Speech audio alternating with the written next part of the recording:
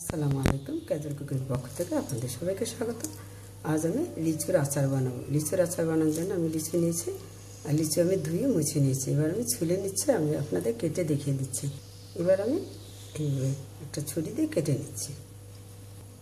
এইভাবে লিচু বের করে নিতে হবে, আটিটা ফেলে দিতে হবে। আমি নিয়েছি কাঁচা আম।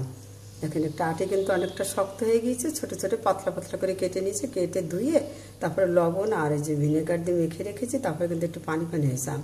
এবার আমি এই পানিটা শুকিয়ে মানে মুছে একটু কিচে টিচে দিয়ে মুছে তারপর আমগুলো আমি দিব। আমি সরিষার তেল নিয়ে নিলাম আর দুইটা শুকনো মরিচ ছোটো ছোটো করে ভাগ দিয়ে দিয়ে একটু ভেজে নিচ্ছি। দিয়ে দিচ্ছি আমের পিঁড়ি, দিয়ে দিচ্ছি পাঁচফোড়ন আর চাট মশলা, 2 চা চামচ চাট মশলা আর 1.5 চা চামচ পাঁচফোড়ন। পরিমাণ মতো হলুদ দিয়ে দিলাম আর দিয়ে দিলাম লাল মরিচের গুঁড়ো, দিয়ে দিচ্ছি গুড়, সরিষা বাটা দিয়ে দিলাম 1 চা চামচ। মশলা কষিয়ে নিলাম। এবার আমি আম দিয়ে দিচ্ছি। দেখেন আমগুলো আমি অনেক সুন্দর করে শুকিয়ে নিয়েছি, পুরোপুরি মুছে দিয়ে দিলাম। আমটা কিছুক্ষণ একটু নেড়ে চেড়ে কষিয়ে তারপর আমি লিচু দিয়ে দেবো।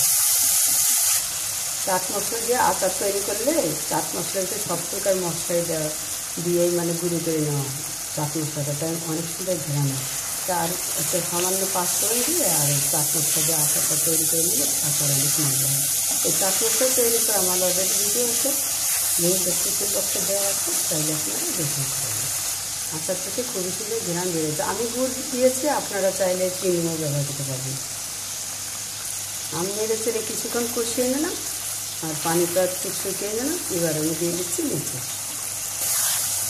লিচু দিয়েও নেড়ে চেড়ে নিচ্ছি। আর চুলার তাপটা একটু মাঝে মাঝে কমিয়ে আর বাড়িয়ে দিয়ে কিন্তু আচারটা তৈরি করে নিতে হবে, তাহলে কিন্তু তলাতে লেগেও যাবে না আর পানিও কিন্তু শুকিয়ে যাবে। আমের পিউরি তৈরি আর সংরক্ষণ করে আমার অলরেডি ভিডিও আছে, লিঙ্ক ডেসক্রিপশন বক্সে দেওয়া আছে, চাইলে আপনারা দেখে নিতে পারেন। এবার আমি লবণ দিয়ে দিচ্ছি। আমি আম লবণ দিয়ে মেখে রেখে দিয়েছিলাম, তাই আমি লিচু দেওয়ার পরে নেড়েছে, তারপরে আমি লবণ দিয়ে দিচ্ছি পরিমাণ মতো। আমি যে এই লিচুটা ব্যবহার করতে মানে আচার তৈরি করতেছে, এই যে আচার তৈরি করতেছে এই লিচু দিয়ে, এই লিচুটা কিন্তু সংরক্ষণ করা লিচু সংরক্ষণ করে আমার অলরেডি ভিডিও আছে, লিঙ্ক ডেসক্রিপশন বক্সে দেওয়া আছে, চাইলে আপনারা দেখে নিতে পারেন। এই নর্মাল ফ্রিজে 7 দিনের জন্য যে লিচুটা মানে সংরক্ষণ করে সেই লিচু দিয়ে কিন্তু আমি আচারটা তৈরি করে দিচ্ছি। 2 চা চামচ ভিনেগার দিয়ে দিচ্ছি। আম কিন্তু অনেকটা সিদ্ধ হয়ে গিয়েছে।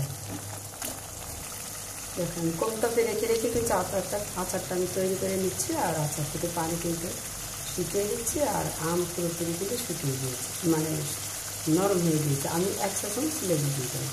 আমি সংরক্ষণ করা লেবু রস দিয়ে দিলাম। লেবু সংরক্ষণের পর আমার অলরেডি ভিডিও আছে, লেবু ডেসক্রিপশন দেওয়া আছে, তাই আপনারা দেখে নিতে পারেন। কিছুক্ষণ পর পর নেড়ে দিতে হবে, তলাতে লেগে না যায়। আর আমি কিন্তু আচারের স্বাদও দেখে দিলাম। আচার খুবই মজা হয়েছে, লিচুর আচার। আর আমি কিছুক্ষণ এইভাবে রেখে নামিয়ে নেব। হয়ে গেল লিচুর টক ঝাল মিষ্টি আচার। ভিডিওটা দেখার জন্য আপনাদের সবাইকে ধন্যবাদ। ভালো থাকুন, সুস্থ থাকুন, আল্লাহ।